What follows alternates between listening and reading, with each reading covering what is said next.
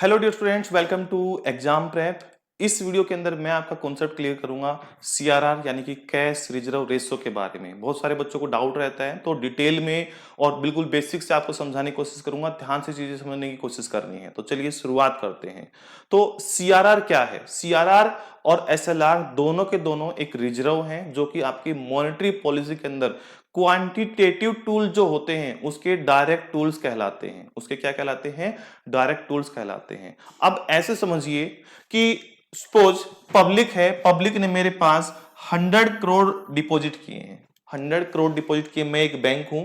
तो आरबीआई क्या कहता है? आरबीआई ये कहता है कि भाई फॉर फ्यूचर सिक्योरिटी, कि भाई आपको हो सकता है कभी आप लॉस में चले जाओ, तो फ्यूचर के लिए आप क्या बनाकर रखिए? एक रिजर्व बनाकर रखिए। फ्यूचर सिक्योरिटी के लिए आपको क्या करना है? ये 100 रुपीज आपको लोन के रूप में डिस्ट्रीब्यूट नहीं करने हैं। इसमें से कुछ पैसा निकालकर रिजर्व में रखना है। दो प्रकार के रिजर्व बनाने हैं आपको, एक सीआरआर, एक एसएलआर। एसएलआर को अगली क्लास के अंदर हम कवर करेंगे।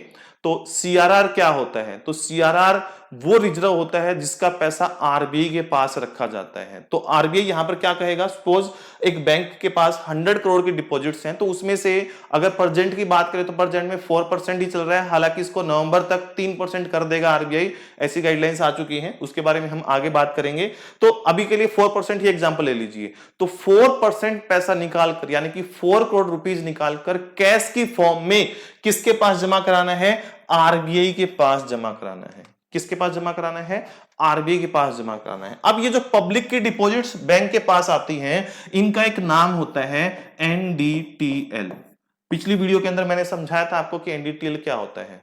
तो जितनी भी एक बैंक के पास एनडीटीएल सपोज 100 करोड़ है, तो उसका 4%, एक स्पेसिफिक परसेंट, ये percentage time to time change होती रहती है। प्रेजेंट में 4% है और आगे का प्रस्ताव आ चुका है आरबीआई का कि इसको घटाकर 3% करना है। क्यों करना है, कैसे करना है, आगे का कॉन्सेप्ट आगे समझाऊंगा। तो अगर इसकी डेफिनेशन हम तैयार करें तो ऐसे कर सकते हैं कि CRR is a certain percentage of NDTL that all commercial banks are bound to keep with RBI, only in cash form, केवल और केवल कैश की फॉर्म में इसको रखा जाता है आरबीआई के पास। और आरबीआई इसके ऊपर कोई भी इंटरेस्ट पे नहीं करता है। 2007 से पहले पहले आरबीआई इसके ऊपर इंटरेस्ट पे करता था, लेकिन अब इसके ऊपर इंटरेस्ट पे नहीं करता है। तो CRR is a certain percentage of NDTL. NDTL क्या होता है? एक बैंक के ऊपर जो टोटल पब्लिक की लायबिलिटीज हैं, यानी कि एक बैंक के अंदर पब्लिक ने जो कुल जमा धन किया है, उसी को हम क्या कहते हैं? एनडीटीएल कहते हैं, सिंपल लैंग्वेज के अंदर। तो NDTL is a certain CRR is a certain percentage of NDTL that all commercial banks are bound to keep with RBI. CRR is a certain percentage of NDTL that all commercial banks are bound to keep with RBI only in cash form। और bank इसको loan के रूप में नहीं देते, इसको reserve की form में आरबीआई के पास रखते हैं। अब अगर आपको सीआरआर के बारे में डिटेल में पढ़ना है तो इसके बारे में कहां पर चीजें डिफाइन की गई हैं? It is defined under section 42 close 1 of RBI act 1934। तो ये क्वेश्चन आपके एग्जाम में पूछा जाता है कि CRR is defined under which section of RBI act 1934। It is defined under section 42 close 1 of RBI act 1934।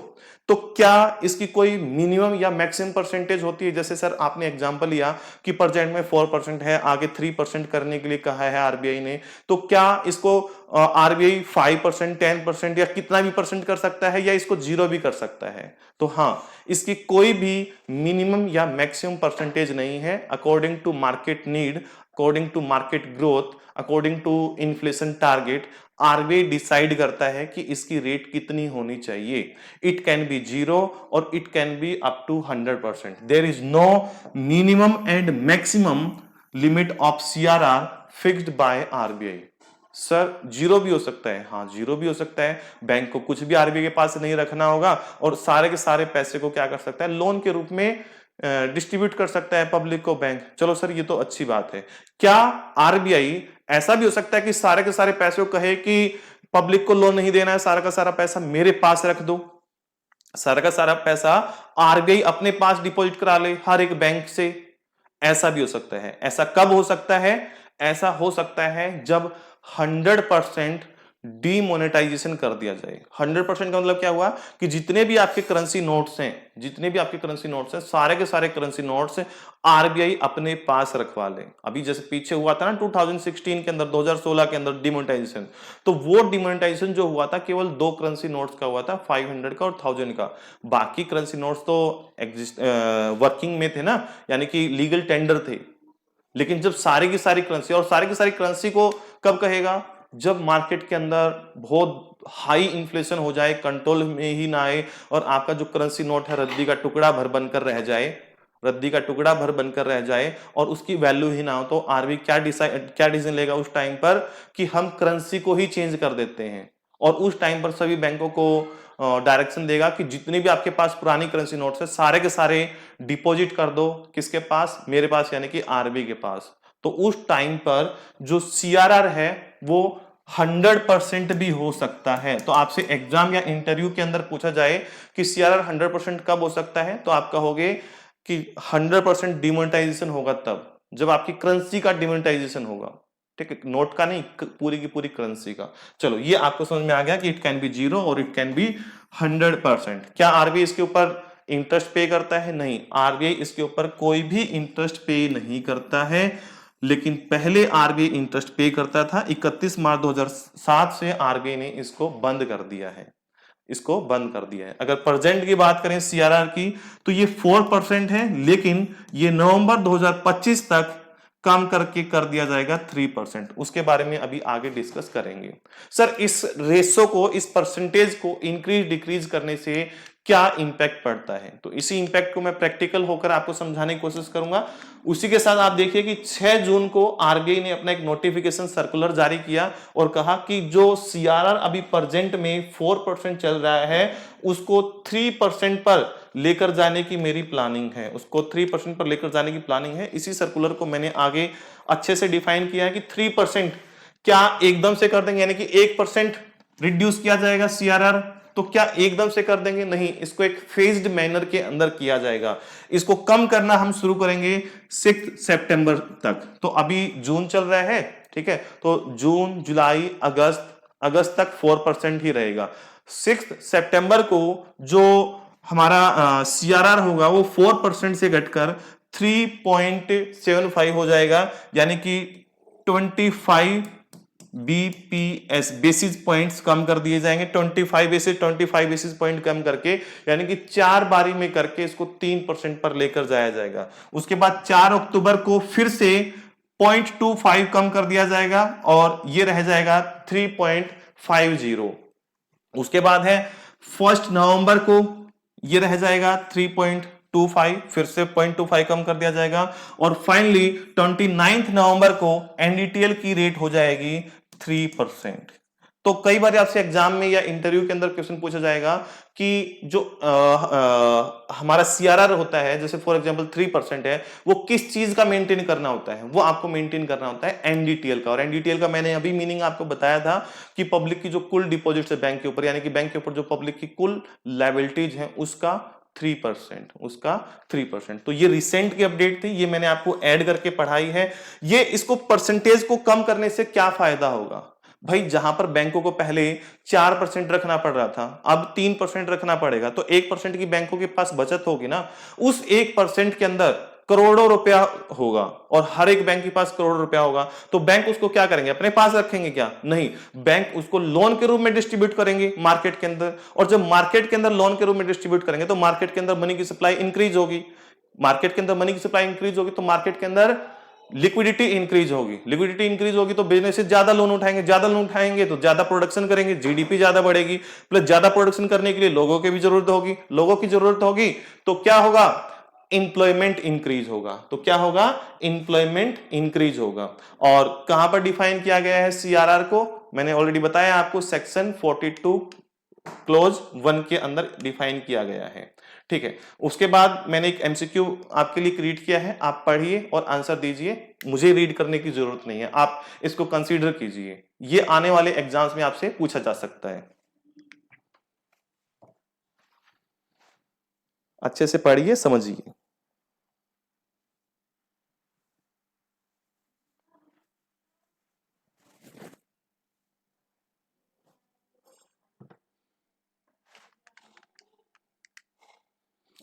चलिए आपको समझ में आ गया होगा कि सीआरआर को 3% पर लाया जाएगा, ठीक है, और कैसे कैसे इसको कम किया जाएगा। चलिए आगे बढ़ते हैं। अब हम देखते हैं इसका थोड़ा सा प्रैक्टिकल रूप कि सीआरआर को जब कम किया जाता है तो उसका मार्केट के ऊपर क्या इंपैक्ट आता है। अभी वैसे मैंने एक्सप्लेन किया है लेकिन फिर से एक्सप्लेन कर देता हूं। सपोज सीआरआर अभी 4% है और हम एक एग्जांपल ले लेते हैं पहले कि भाई 4% है, इसको 5% कर देंगे तो क्या होगा। तो पहला एग्जांपल है इंक्रीज इन सीआरआर, तो इसको हम अगर 5% कर देते हैं तो इसका इंपैक्ट क्या आएगा मार्केट के ऊपर। तो यहां पर आपको समझना है, थोड़ा सा मैं डिटेल में समझाऊंगा, टाइम लगेगा, थोड़ा सा ध्यान से समझिए। एक बार ही समझ गए तो पूरी लाइफ आपको कंफ्यूजन नहीं होगी। पब्लिक ने जो पैसा डिपॉजिट किया वो बैंक के लिए क्या कहलाएगा, एनडीटीएल। और वो सपोज कीजिए वो हमारे पास कितना है, 100 रुपीज है। कितना है बेटा, 100 रुपीज है, 100 करोड़ भी कह सकते हो, ठीक है, 100 रुपीज है। अब आरबीआई ने क्या कहा सीआरआर की फॉर्म में कि अगर सीआरआर 4% है तो एनडीटीएल का, ठीक है, एनडीटीएल यानी कि मैं थोड़ा सा यहां पर अच्छे से लिख दूं,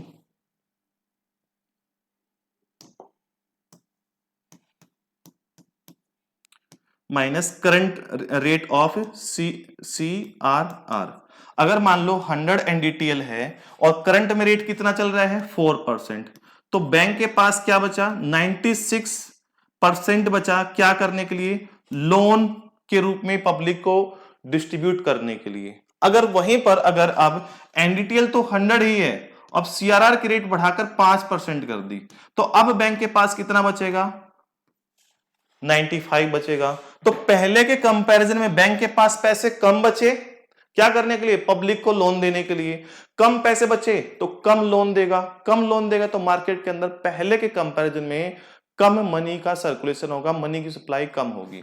तो यहां पर देखिए जब सीआरआर की परसेंटेज को इंक्रीज किया गया तो मनी विद बैंक कौन सी, पब्लिक को लोन देने के लिए प्रीवियस सिचुएशन के कंपैरिजन में कम बचेगी तो कम क्रेडिट क्रिएशन होगा। क्रेडिट का मतलब क्या है, यहां पर लोन का बंटवारा कम होगा, और कम लोन दिया तो मार्केट के अंदर मनी का फ्लो या मनी की सप्लाई कहो वो भी क्या होगी, कम होगी।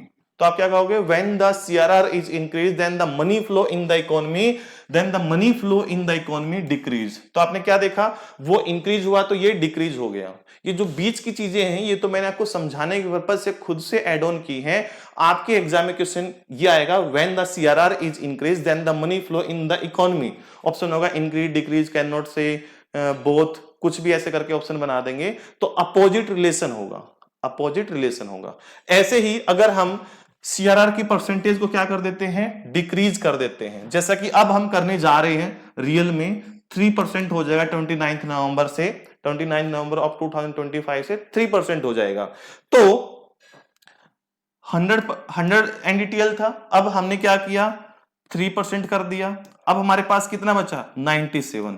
तो पहले की दोनों ही सिचुएशन से कंपेयर अगर हम करते हैं, तो पहली दोनों सिचुएशन के कंपैरिजन में बैंक के पास अब पैसे ज्यादा बचे हैं, क्या करने के लिए, पब्लिक को लोन देने के लिए, क्योंकि आरबीआई के पास तो कम पैसा रखना पड़ा, तो पैसे ज्यादा बचे हैं पब्लिक को लोन देने के लिए, तो क्रेडिट क्रिएशन यानी कि लोन ज्यादा दिए जाएंगे पहले कंपैरिजन में, तो मार्केट के अंदर मनी की सप्लाई भी इंक्रीज हुई, मार्केट के अंदर क्या हुई, मनी की सप्लाई इंक्रीज हुई।